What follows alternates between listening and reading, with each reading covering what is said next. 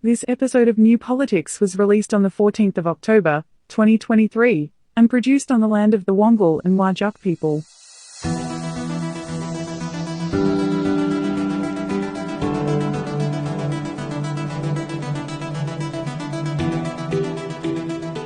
Welcome to New Politics. In this episode, war breaks out again in Israel and Palestine, an urgent need for truth in political advertising and campaign donations reform, and the day of the referendum. I'm Eddie Djokovic, editor of New Politics. I'm David Lewis, professional ornithologist. And if you'd like to support New Politics, you can support us through a Patreon subscription, but whether it's a subscription or whether you just want to listen in, read our material online or buy a t-shirt or buy a book, it's all available at newpolitics.com.au, and all of this is a good way to support independent journalism.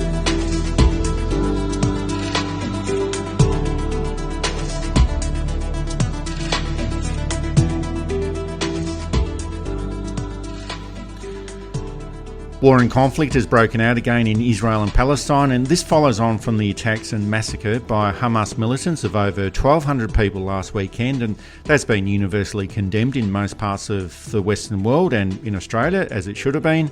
And this was followed up with shelling and bombing from the Israeli military into Gaza, where over 1,000 people have been killed, and we haven't heard too much about this in the mainstream media. But the actions of Hamas have to be condemned, and the actions of the Israeli military have to be condemned as well. And we have to condemn all of their actions over the past 50 years or so. And it's hard to know how long the mutual retaliation is going to continue for, but we can see that these actions are usually linked to political events in Israel. The wars in 2008, 2014 and 2021 were around the time of the general elections in Israel, and the link this time is Benjamin Netanyahu's push to force a coalition government of annexation and dispossession after months and months of negotiations since their last election in November 2022. And that agreement was finally made yesterday. And the Israeli military did receive a clear warning from Egyptian intelligence about an imminent attack on October the 7th. And Israel has got the most sophisticated missile defence and drone technology systems in the world, so you just have to wonder how all of this got through. But the upshot is that many innocent people have died, and we do have to keep condemning this. But the other factor is that so many innocent people have died on one side of the conflict. And between 2008 and 2020, over 5,500 Palestinians have been killed and over 115,000 have been injured, while 250 Israelis have been killed and 5,500 have been injured. And that's a ratio of between 20 to 1. So there's a massive imbalance there, and that's an imbalance that we rarely do hear about. And these events are going to continue for as long as there's toxic politicians and political leaders who gain political benefit from these types of actions. And the political community all around the world has to do a lot more than just lining up the sails of the Sydney Opera House in the colours of the Israeli flag, which actually caused even more problems here in Sydney. But solutions are not going to be found if they keep siding with the Israeli government and ignoring the plight of the Palestinians. And this is not to condone anyone's actions, but just to outline that there's a reason why these events are occurring in Israel. They'll never be resolved without a better understanding of all the issues, and if the political aspirations of one group of people are totally ignored. It's a difficult and complex situation. I think that as an analyst, we should be allowed to criticise movements and governments without having to recourse to racist or anti-Muslim or anti-Semitic or anti-Jewish rhetoric. And I think that to criticise Hamas or to criticise the Israeli government is not to condemn them outside of how you would condemn the Australian government or the New Zealand government or the American government. And a lot of people quickly jump to your criticism of this side or that side instantly means that you are anti or you are racist or you are anti-religion, or but moods run and tempers run so high that these often become default positions. And so as an analyst, it's very hard to find a non-biased approach to criticising the parties involved. Not the people involved, not the people of Palestine, not the people of Israel. The Netanyahu government only scraped in again. So there's a lot of people in Israel who do not like it and who disagree with what is going on. Hamas is not Gaza. Gaza is a geographical place. Hamas is a political organisation. Hamas is a fairly radical organisation. There are other more moderate Palestinian voices who want their land back, who want a two-state solution, and who want to do it non-violently. It's, of course, tempered by British evangelical thinking back in 1917, with people believing Armageddon was near and trying to hurry it up, which led to various states of confusion, really. And the establishment of Israel as a country was also underpinned by now really American evangelical thinking. And in the 60s and 70s and 80s, this really took off. You take out Western influence and things get maybe a little simpler. Whenever civilians are killed on either side, this needs to be condemned. It was not right for Hamas to bomb those people. It is not right for Israel to react against civilians, or really the Netanyahu government. And it is interesting, as you pointed out, that it always seems to line up. Netanyahu is under investigation for corruption. They're trying to change the law in Israel that the government can override the courts in certain decisions, which is pretty extraordinary. And not in a fair checks and balances way, in a way that, oh, we find the Prime Minister guilty. Oh, well, okay, we've overturned that because we can. It's an awful, awful situation. My heart goes out to everyone who has been directly affected. I thought it was inappropriate for the New South Wales government to light the Opera House up in any colours. I don't think state governments should get involved in international affairs. And I feel the same if they did it in the colours of Ukraine or the colours of Russia. It doesn't help the diplomatic process at all. And I don't want to see more Australian troops going to the Middle East, a pattern that we've seen since at least 1915, to partake in a war that is really not in Australia's interest, except to demonstrate to the United States that we will stand by them. There are other ways you can stand by the United States. Oh, it might take a while before we get to that stage, but of course there has to be condemnation of such an attack on innocent people, and that's exactly what Australia should be doing. We stood in sympathy with France in 2015 during the terror attacks at the Bataclan Theatre. We stood in sympathy with the people of Ukraine in 2022. We stand with Israel in 2023. It's just that we never find the time to stand with the people of Palestine or colour the sails of the Sydney Opera House in green, red, black and white. And the Foreign Minister, Penny Wong, has given a measured response. And this was an abhorrent attack, and the taking of hostages, the attacks on civilians, the sorts of images, awful images that we are seeing reminds us of the security situation that Israel confronts. This is really a dreadful situation, a devastating loss of life. And I think we should all be very clear that these attacks are abhorrent, and Australia does very clearly, as I said to the Foreign Minister, Israeli Foreign Minister, when I spoke to him, we do stand in solidarity with Israel, and we recognise and support its right to defend itself. I think it's always very difficult from over here to make judgments about what security approach other countries take. We've said Israel has a right to defend itself. We call for all hostages to be released, but we also have a principal position which we would advocate to all nations and all groups in all situations, which is we would urge for the protection of civilian lives and restraint which ensures as far as possible that occurs. I think it is the case that if a foreign political crisis is too difficult to become involved with, Australia always seems to suggest that it's something that's too far away. We can't see what's going on.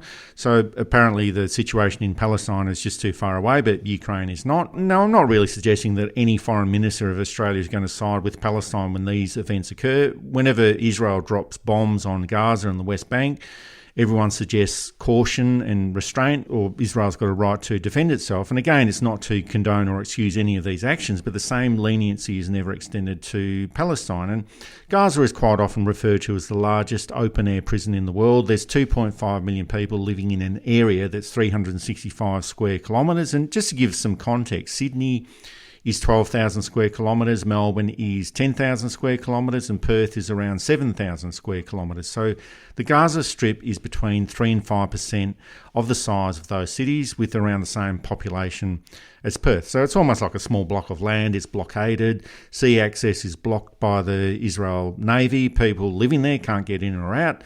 It's an occupied territory as defined by the United Nations. And now there's collective punishment carried out by the Israeli army on the Gaza Strip. And the only thing that this is really going to do is sow the seeds of the conflict for yet another decade or two. And I just don't think that that's in anyone's interests. No, it's not in anyone's interest. And I'm hoping good solutions are found. It was gratifying to see a bit of the old Penny Wong back, that hyper-intelligent, measured, balanced, sensible person that she has often been in the past, that we haven't seen a lot of recently. But I thought that her words were exactly what a foreign minister in Australia should say. And I was glad that it wasn't some of her less balanced colleagues who were commenting, because things can inflame very quickly and situations can be made much worse. So while I've been a bit critical on Penny Wong in the past, I think that she should be pointed out when a good job is done, and I think she did a pretty good job, and hopefully she'll keep on those lines. And I've always felt that a better understanding of these conflicts and the concerns of both Palestinian and Israel interests helps to resolve these problems, and that's the essence of international conflict resolution and mediation. And the hardliners always say, and that's just not in Israel but pretty much anywhere, the hardliners will always say that conflict resolution and mediation, well, that's for wimps and respect comes from the barrel of the gun. But the barrel of the gun doesn't work in the modern world. Israel can't keep bombing Gaza into submission, and Palestine can't call for the destruction of Israel, or Hamas at least. And the media presentation of the conflict in Israel and Palestine is usually overly simple and one-sided too. And not many people understand the politics of the Middle East, and in the same way as not many people understand what's going on in Ukraine. And going back further, in the former Yugoslavia or Rwanda, these are complicated political conflicts that it's very difficult for anyone to understand. And it's easy for the media just to simplify it into, here are the good people and over here are the bad people, and that's something that their audiences can more easily understand. But the Australian media has also taken sides with the Israeli government. Here's an exchange between the ABC's Sarah Ferguson and Mustafa Barghouti, the Secretary-General of the Palestinian National Initiative. No one is disputing that all lives are of equal value, and we understand where you are coming from. But I would like your human response to the events that we have seen over the past few days that have been reported by media the world over. These are not Israeli-only reports. Let me give you the names of some children that have been taken hostage into Gaza. 5-year-old Raz Asher and his 3-year-old sister, 12-year-old Erez and brother Sahar Calderon, 13-year-old Noya Dan. Does taking children hostage destroy any sympathy for the Palestinian cause? I totally do not accept and I refuse taking any child hostage. Do you want me to name to you the 140 children who were killed in Gaza by Israeli airstrikes? I'd just like Do you want me to tell you? Let me answer. Do you want me to tell you that I was shot by a sniper while I was treating an injured person with 2 gunshots, and I'm still carrying these gunshots in my back? I am not going to talk about this. I'm telling you, let's look at the causes of this. The main cause of everything horrible that is happening to Palestinians and Israelis is the continuation of illegal Israeli occupation of Palestinian land. So we never hear the names of Palestinian children read out on live television or hear an Israeli politician asked to provide a human response, whatever that means. But this is the way that the mainstream media frames the messaging on the conflict in Israel and Palestine.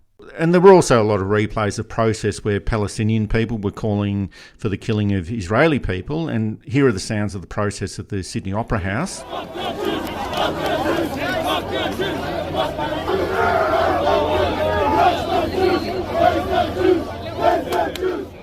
But we didn't see in the media any of those Israeli people that were calling for the killing of Palestinians and razing Gaza to the ground. Fuck Palestine! Palestine to my dick! Kill all Palestinians! All of them! Not one left from the river to the sea. Palestine will be deceased! We gotta wipe them off the fucking map. I'm talking about every fucking flatten them like a parking lot. Yeah, flatten them out once and for all. there's Nothing else you can do. I'm not stopping till all Arabs are wiped out. I think now it's the time that we need to erase Gaza, and now we need to kill all of them and free Israel. All of their belief is killing Jewish and killing and murder our people. Flatten Gaza. Here's an interaction between the ABC and Josh Lee from the Palestinian Action Group, which is another example of how the media frames the news against Palestinian interests. Have you made any efforts today to identify by whom? These are people who are chanting, F the Jews and so on, just to be frank, for those not familiar with just how offensive some of those statements were, just trying to give some context to that. Have you made any attempt to establish who they were, where they came from? I mean, I don't know who they were. What we can do is make it very clear, as we have, that this has nothing to do with the movement for a free Palestine, And as I made it clear, we have a very long history of standing with all different communities against the state of Israel's policies. So that's what we stand for. We'll make it clear again at our next protests on Sunday that those views are not welcome. So we don't condone that at all. We condemn that in the strongest possible terms. Yep.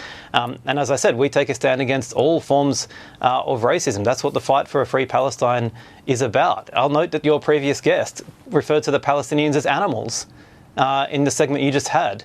You didn't challenge him on that, interestingly. No, please respond. I'll just explain, Josh. Sure. That was a startling statement, but I was aware that we were going to be speaking to you and others in the program, and I knew it would be challenged. This is the sort of heightened language that I guess we're getting at the moment. Sure. Well, then we should challenge it. Let's challenge it now. He referred to the Palestinians as animals. The Defence Minister of Israel has referred to all of the Palestinians in the Gaza Strip as animals, and they're undergoing a mass campaign of bombing in a strip where 2.3 million people live. They've cut off food and water now supplies, including electricity, fuel, medical supplies, and the Prime Minister, Benjamin Netanyahu, has declared in his words he wants to turn the Gaza Strip into a desert island. 2.3 million people live in the Gaza Strip.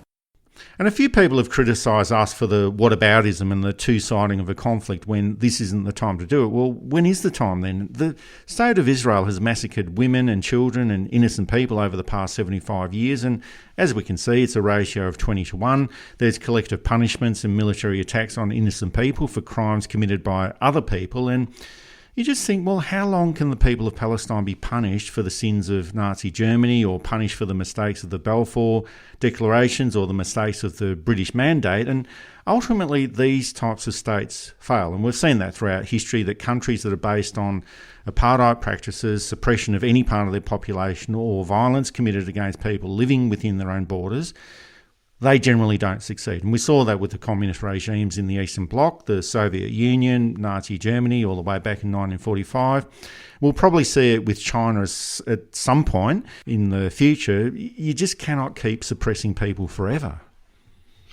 It never lasts, and it's never good. I don't know that any peoples have come out better from oppression. The other big factor we're not really talking about is the control of oil. In 1917, of course, you had British Petroleum being a big part of the negotiations in the Middle East to carve out various new countries that British Petroleum could get hold of. And in the 60s and the 70s, it was Exxon, the American oil companies, who'd basically taken over a little bit of the Dutch with Shell, but you remove the oil from the equation and the stakes also get lowered. So it's complex, it's difficult. There may be better ways for Hamas to react. Having said that, there's a level of frustration there too that I don't think we in Australia can quite understand. Israel, of course, is always on the verge of being invaded by surrounding countries, and apparently Lebanon started bombing Israel last night. It's not an easy or a simple situation. And all we can do is hope that it's the wiser and the cooler heads that end up prevailing rather than the hotter and the less considered thinking that prevails. And this is a very delicate situation for the international community, but you just do not need ill-considered commentary from political leaders or former political leaders. Former Prime Minister John Howard accused the Labor government of not doing enough to condemn the Hamas attacks. Susan Ley pretty much did the same thing during the week. And the unacceptable chanting, slogans, I don't want to repeat them, no one does. And linked to that is a real need for this government to reassure the Jewish community of their safety. And that should be done in daily press conferences. It should be ongoing. It shouldn't be something that we just happen to catch in an answer to an interview. And Peter Dutton suggested that the Prime Minister was condoning anti-Semitism, and through Sky News suggested that the government should release national security details. Here's the Prime Minister, Anthony Albanese, in response. Well, what I don't do is foreshadow or either past, present or future talk about National Security Committee. And I'm stunned that somehow people think that it's an appropriate political issue to try to secure some advantage of. I find Mr Dutton's comments I think they speak for themselves. The way that I deal with National Security Committee and national security issues is to take them seriously. We haven't foreshadowed Chang Lei's return before this. We don't foreshadow when NSC meets. We don't produce the minutes of NSC. That's the way that national security, diplomacy and intelligence should operate, not as a political game. These are serious issues.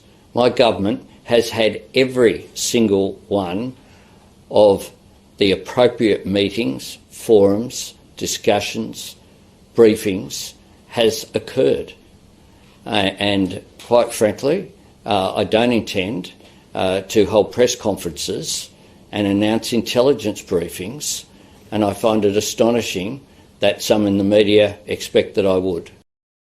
Now, if people are suggesting to us, well, now is not the time for whataboutism or looking at both sides, well, maybe it's also time for people like Peter Dutton and for Susan Ley and for John Howard just to sit down and shut up, because they're not contributing anything to the situation. They're actually making it worse for both the Jewish and Palestinian communities in Australia. They're not in a position to do anything diplomatically because they're not in government. And sometimes when you're in opposition, it's just best to follow what the government is saying and agree with them, instead of always trying to score political points. If it's not the time to look at both sides, well, it's definitely not the time to score political points. The precedent has always been, or the convention, has always been that oppositions don't criticise foreign policy or don't weigh into foreign policy. And that's been pretty well adhered to, because often foreign policy has nothing to do with the types of differences that domestic political parties have. Some of you will point out, but Whitlam was very critical of the Vietnam War. And that's true, but he was critical of the domestic response in Australia. Usually, a shadow foreign minister gets briefed, but only so that he or she is fully aware of what the foreign minister is up to, and that they can work out policy and how they might do things differently. But often you can't do anything differently because there are so many other forces at play. The other country's interests, allies and treaties and things that the foreign minister really has no control over. So if the Liberal Party were any use as an opposition, they wouldn't be trying to make political points. And this is why they're heading towards total political oblivion. If you don't understand how the system works, you can never run the system. That's just a general rule of life. You're listening to New Politics. You can subscribe to us on Apple or Google Podcasts, listen through Spotify, YouTube, SoundCloud and Amazon Music. Or you can find us at newpolitics.com.au, and you can now support New Politics through Substack and Patreon. No tomorrow, and I find it kind of funny, I find it kind of sad. The dreams on which I'm dying are the best I ever had. I find it hard to tell you, I find it hard to take. When people run in circles, it's a very, very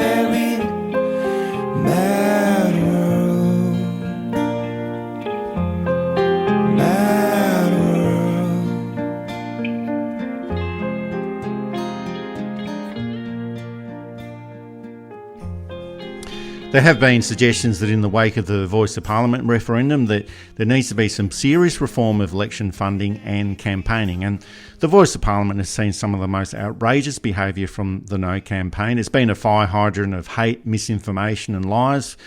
People such as Peter Dutton, Warren Mundine and Jacinta Price come out and tell lie after lie after lie. The media never picks them up on it, and that's just the real life situation. There's also social media, Facebook and Twitter filled up with even more hate and lies and misinformation, TikTok. And then there's people like Clive Palmer and Gina Rinehart who can spend as much money as they want to influence election outcomes. And in a democratic system like Australia, well, it should be based on equality of influence and informed decision-making. And campaign reform and electoral funding reform should have been one of the first acts of the Albanese government when it was elected in May 2022. The Labor Party did suffer badly during the 2019 federal election with that massive campaign of misinformation about franking credits and negative gearing. And if it's not prepared to learn the lessons of 2019, well, it just needs to look at what's happening in the Voice of Parliament referendum. And if these issues are not resolved, we can see that the tactics being used in the Voice of Parliament referendum are just going to be replayed in the next federal election. And that's just not in the public interest. We cannot trust, particularly one side of politics, but I think I will say that it could happen with any side of politics. It just takes one change of leadership, one slight change in political philosophy, and you have a party that is prepared to cheat and lie and manipulate its way to the top. I am sick of appalling electoral campaigns doing well. And the No campaign, and I'm separating the No campaign from no voters. The No campaign has been deliberately deceptive. If you were trying to sell a car using their tactics, you'd be being told it was a 2023 Porsche and you'd get a 1997 rusted out Nissan Bluebird or a 1973 Cortina, rusted out and not going. And if you complain, they'd say, oh, well, and whatever the result is on Saturday, the lies will be exposed. I know that for a lot of our listeners, they already have been exposed. It's appalling that they're allowed to get away with this. And I know too that one of the arguments in not having truth in advertising is that you can say something that seems to be very true right up to the moment you're elected, and then circumstances have changed because you didn't have the right figures or there were other factors involved, and so your absolute campaign promise became wrong. But that's not a lie. And I know it's hard to determine what the difference is between lies and truth in politics is, but not in this case. The Voice is not about getting you home. It's not about a UN mandate. These are some of the more outrageous. It's not about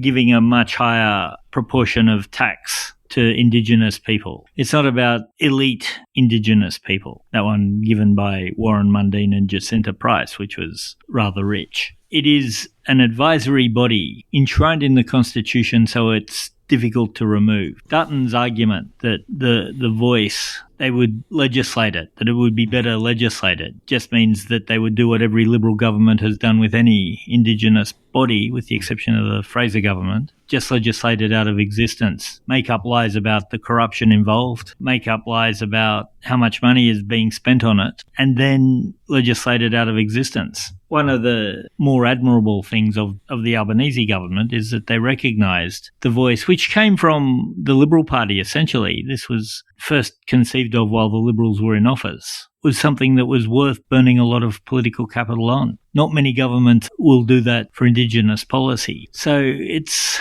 the heartbreaking thing is if No had used cogent and proper arguments and strong arguments, the best they could come up with was, if you don't know, vote no, which is the most ridiculous and embarrassing and awful and immoral electoral campaign slogan of all time. Come back, incentivation, all is forgiven. Well, all of those things might be the case, but it's actually been an effective political campaign if that's what your agenda actually is. But the Voice of Parliament campaign is one of the worst campaigns that I've ever seen.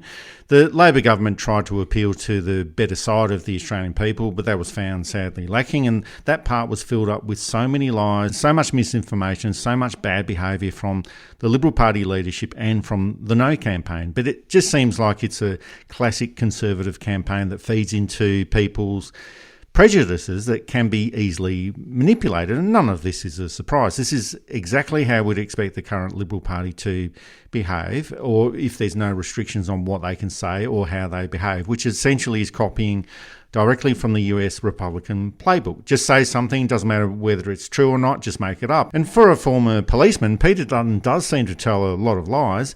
And there is a truth in political advertising bill from Zali Steggall in Parliament, and that's to stop the lies in all forms of election advertising. Here's Zali Steggall asking the question of Prime Minister Albanese in November last year. Prime Minister, right now it's perfectly legal for political parties and politicians to lie in advertising for elections and referendums. I tabled my Stop the Lies bill yesterday to stop this. Will the government support regulating against misleading and deceptive advertising in election and referenda advertising to ensure a fact-based, respectful debate on The Voice? The member, of course, is very sincere in her strong view, which I share, that our electoral system and our democracy relies upon people being truthful and people being able to make decisions based upon the facts being there and not distorted. And in particular, the member has raised concern about the referendum on the constitutional recognition of First Nations people in our nation's birth certificate, our constitution. And that is important because there's been a lot of misinformation already out there, including that somehow it would usurp the role of this parliament, even though it is very clear from the discussions and the drafts that have been put forward that the member for Groom will not be the case. It certainly is worth examining. Our democracy is precious. And it is important that in the referendum in particular, but all elections and all deliberations in which the Australian people have a say, that there be truth in what is put forward, and we'll examine the members' propositions. And in his response, Albanese acknowledges that yes, there is a problem and something does need to be done about it, but that was almost a year ago, and we could have had legislation in place to combat all the garbage that's been promoted by the No campaign. Now, it is difficult to proceed with this sort of legislation. Changes to the Broadcasting Services Act and newspapers, well, that can be done, but what about social media? Zali Steggall's bill, it covers political entities and significant third parties, but there'll always be ways to circumvent this. And who checks all of these lies? Who reports it? And most importantly, what's the sanction? And if there's a whole flurry of misinformation and lies released during the final week of an election campaign or a referendum campaign, how quickly can you put a stop to it? By the time that something gets done about it, the election might have already been decided. Something like children overboard in the lead up to the 2001 federal election, but it was a few months after the election that it was found out to be a lie, and that wasn't political advertising. That was just a campaign led by Peter Reith at the time on national radio and television. And you sort of think, well, how quickly can something like that be acted upon? It's almost a case where it's almost impossible to legislate against bad political behaviour. If one rule is set up, there's always going to be other ways to get around it. You're always going to get those who can do the loophole. And we can look at Peter Reith, who's got one of the lesser reputations, who died with a legacy of being a liar, of being a man who wasn't entirely trusted and who didn't achieve anything as a parliamentarian except to stop otherwise good policy. Is that really why you go into politics? It's this small-minded, small-picture, cowardly approach that makes it hard to build on a political party. Where are the heroes? Except the heroes are just attracting more of the same. And it's like photocopying the same document from the photocopies. So it goes from Peter Reith, and we're now down to people like James Patterson and Suzanne Ley and Antich and Babbitt. And I know that Babbitt's not in the Liberal Party, but I think it's just appalling that we have this quality or lack of quality of membership it shouldn't have come to this. And in 50 years' time, there'll be no books written about this era. There'll be no analysis of the achievements of the Liberal government because there's nothing to write about. And more interesting things have happened before, and hopefully more interesting things have happened after. So you don't even get a footnote in a book except, this is the generation that possibly stopped a tiny amendment to the Constitution that wouldn't have affected them in the slightest, but would have affected an important part of the Australian population in a very positive way, or may have anyway, most likely would have. So I don't know what they're about. And funding reform, that's a really big issue that just keeps being forgotten about, and it has to be cleaned up urgently. And over the past 2 elections, Clive Palmer has spent $220 million on election donations to the United Australia Party. And that might seem like a waste of money considering that he only ended up getting one senator in Parliament, and that's Senator Rolf Babbitt, who you referred to before, and he was elected in the 2022 election. But that's not the point. In the 2019 federal election, the point of Clive Palmer's $87 million was to keep Labor out of office and attack Bill Shorten every minute of the day on social media, and that mission was accomplished. And now he's donating $2 million to the No campaign. Gina Rinehart as well. She donates to third-party entities which then donate to the Liberal Party, and Rinehart is funding the No campaign. We don't know how much, and we won't know until the 1st of July 2024, which is when the donation details are released. Now, there's 2 big factors here: real-time donation disclosure and reducing the threshold to $1,000 for anonymous donations. At the moment, it's $16,300. And if something like GoFundMe can have a real-time acknowledgement of donations, as virtually every other online campaigning tool does, it should be possible for political parties to do the same. And whether it's truth in political advertising or donations, Labor is the government of today. It has to work out what's in the public interest and make a substantial push for this, because more of the same just means that we'll end up getting the same rubbish that we've been receiving during the Voice of Parliament campaign. And, what a time to let all of this happen. What they should do is work this out, negotiate with the Australian Greens, David Pocock, Jackie Lambie or Lydia Thorpe, and ram through these reforms and act quickly, because this is really damaging democracy. And I just don't think that Australia can afford to have the same type of campaign as the Voice of Parliament for the next federal election. We can't afford this. We can't afford the people who are getting elected. We can't afford the policies, the lack of policies, the appalling oppositions, the even worse governments. We need absolute media reform. We have a fourth-rate media run by fifth-rate, sixth-raters. And you were being very generous there as well. Yes, and we can't go on as a country like this. The luck is going to run out, and probably has run out. We need to reform public elections. Maybe you have to pay for your first one. And if you get 4% or 5% or whatever it is, you get $2.60 a primary vote, and that can be used to fund your next election. Advertising spending limits that goes into, you can only advertise so much. To have third parties like Clive Palmer, mostly he's failed horribly. His massive funding has gained him little to nothing. And Gina Rinehart. And we shouldn't have third-party entities. As you said, we shouldn't have third-party entities being able to donate from other third parties. If we stop political donations altogether, that problem's solved. I'd have no political advertising by parties that are affiliated with other parties. So that throws out Fairfax, and it really throws out News Corp, throws out everyone but the ABC. Maybe, maybe not. But the campaign should be based on fact. The interpretation of the fact is a different thing, but you can't have them based on lies. Everything should be sober and measured and sensible. Of course, the Liberal Party don't want that because they'd never win an election. National Party certainly don't want that, and they'll howl about it. But ultimately, the deck is stacked the wrong way for what we believe might be the actual will of the Australian people. The other thing we've got to do is massive education reform. We can't have people coming out with no interest in things that affect them, with no understanding of how things work, and with no way of evaluating the information they've got. We need to knock down all the education departments in Australia and rebuild them so that we train effective, efficient and positive citizens. Not form their opinions, but give them the tools that they can form their own opinions.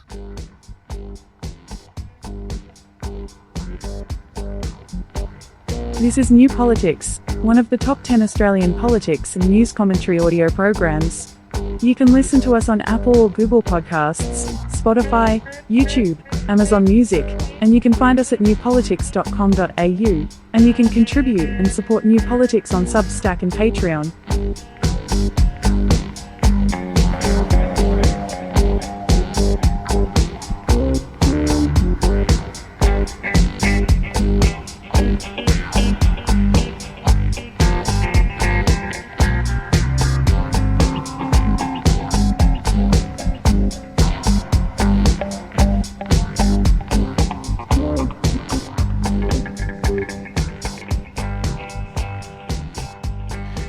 And it's the day of the Voice to Parliament referendum. Pre-polling has been open for the past 2 weeks, but most votes will be lodged on October the 14th, and they'll be then counted after 6 p.m. when the polling booths are closed.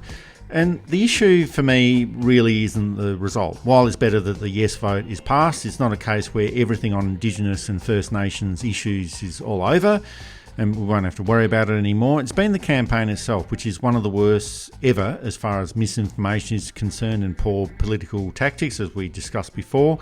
But political parties need to learn lessons from any campaign, whether it's an election or a referendum, and there'll be a lot of lessons for all sides of politics, bearing in mind that it's not a clear-cut relationship between the Labor Party and the Yes campaign and the Liberal and National parties with the No campaign. But for the Labor government, the strong message there is that it needs to sharpen up its political campaigning strategy and just be a lot more ruthless if it wants to achieve its political goals. And for the Liberal Party, well, their lesson is going to be that they can tell as many lies as they want and spread as much misinformation as they want. They'll be believed by the media and reported as such. And this is probably the clearest pathway back into government. It worked very well for Tony Abbott in 2013, but I don't think it will work for Peter Dutton. He's a totally different political character, and not that that's going to stop him from trying, but I just think that they're going to ramp up the misinformation and lies from now on, hope for the best, and just see where it takes them. I've said before, no matter the result, Peter Dutton is finished. He tried to make it all about him and his electability, and I think what it does is it's shown that he's unelectable. Either Yes gets up and his whole efforts have been for nothing and it's shown that he's a poor campaigner, or No gets up and the lies start to be exposed and he's shown as a liar and someone who could be seen as racist. So he's done. I suspect January is the killing season. We could almost expect a new Liberal leader about then.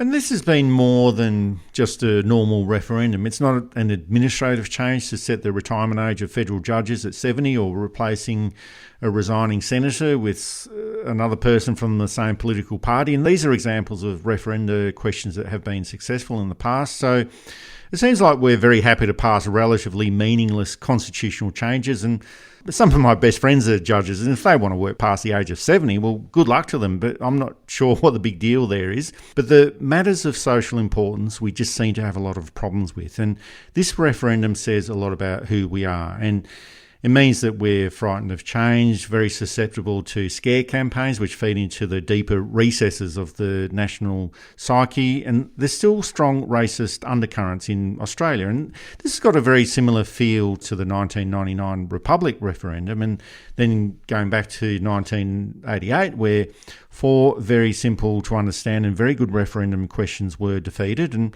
same sort of issue, the scare campaign, distrust of politicians, the fear of missing out, easily misled. This fear of changing a boring, uninspiring and out-of-date document, the Constitution didn't stop all of those politicians being installed in Parliament, even though they were citizens of another country. It didn't stop Scott Morrison holding 5 secret ministries. It didn't stop a constitutional crisis back in 1975. And the Constitution isn't the Magna Carta, or it's not like the 10 Commandments, but Conservatives feel like it's the most important document in the universe and can't be changed. And it was created by turn-of-the-century politicians in the 1890s who were compromised and wanted to set up a political document to guarantee the federation of the states and to please Queen Victoria at the time. Indigenous people weren't included in either the document itself or the discussions about the document. They were expected to die out, but hey, they're still here. So this referendum would have been a great opportunity to make a simple amendment to the Constitution, but just like the little kid in the room who doesn't want to go out because it's all just a little bit too scary out there in the wide open world, we're just too afraid of the big changes or even the small changes, just afraid of the big changes necessary to adapt to a world that is changing quite dramatically. Yeah, no campaign has been based on we can send things back to how they used to be. And of course, it's an extremely inaccurate picture of how it used to be. It was when everybody ran a bit faster than they probably did, had a bit more hair than they probably did, could stay up later than they probably did. You know, the older I get, the better I was type thing. And it is time, really. It's time to show them that their time has passed and to clean this out and to get back to sensible and useful political debate. Again, till we get decent people running the media, till we get decent politicians who are prepared to work on principle. And there are notable exceptions, don't get me wrong, but we have too many 5th and 6th and 7th raters who shouldn't be anywhere near Parliament. And again, you're being very generous there. I'm trying to be fair. Till we grow up as a nation and stop pretending to be the important colony, the deputy sheriff of the United States, for example, we're going to be stuck. And I think Australia is already a divided country on Indigenous issues, and it always has been, probably always will be. But it's up to political leaders to lessen this division. And I suppose that's what Anthony Albanese has been trying to do. But Peter Dutton and David Littleproud have tried to increase this division, and I think that they've succeeded in doing that very well. And maybe on this issue, Anthony Albanese hasn't played the politics hard enough or fast enough. He should have been the absolute bastard on all of this, in the same way that John Howard was on the Republic referendum, except being reverse. You know, not give an inch to Peter Dutton or David Littleproud. Lie to them, promise them all sorts of things behind the scenes, but then double-cross them. That's the art of politics, duplicity. Treat them with disrespect because they've done absolutely nothing to deserve any respect whatsoever. And the other factor is that we now know what the limitations of this constitutional process are. And it's probably best to leave the Constitution alone forever, like some sort of historical museum piece, and unless Britain becomes a republic. But even then, I'm sure that there'd be some kind of campaign against Australia becoming a republic, or if there's ever a bipartisan approach to something like recognising First Nations people, although I'd say that after what we've seen in this campaign, that probably won't be happening for a very, very, very long time. We'll be stuck with a document that desperately needs updating, with the only colonised country in the world that doesn't recognise its Indigenous heritage constitutionally. A small, frightened, broken nation that never wanted to reach its potential because it was too hard. That's it for this episode of New Politics. Thanks for listening in. And if you'd like to support our style of journalism and commentary, please make a donation at our website at newpolitics.com.au. We don't beg, plead, beseech or gaslight you about journalism coming to an end. We just keep it very simple. If you like what we do, please send some support our way. It keeps our commitment to independent journalism ticking along. I'm Eddie Djokovic. Thanks for listening in, and it's goodbye to our listeners. I'm David Lewis. We'll see you next time.